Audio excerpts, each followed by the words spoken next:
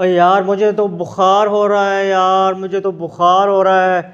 104 का बुखार है, 104 का बुखार। और ये बुखार क्रिकेट का बुखार है भाई, 104 का बुखार क्रिकेट का बुखार है, और ये कोई आम बुखार नहीं है।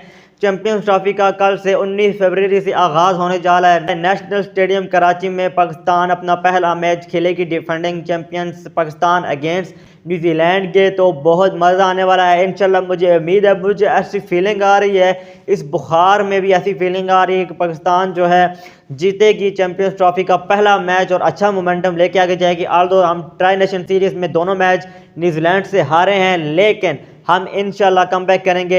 हम जो है बड़े टूर्नामेंट की टीम है, बड़े टूर्नामेंट में जो है हम अच्छा खेलेंगे, और इंशाल्लाह हम न्यूजीलैंड को पहले मैच में शिकस्त देकर अच्छा मोमेंटम लेकर आगे जाएंगे, और दूसरे मैच में दुबई में इंडिया को भी जो है 23 फरवरी को जो है शिकस्त देंगे, और एक नई रीत बनेगी। पाकिस्तान जो है चैंपियन ट्रॉफी अपनी डिफेंड करेगा।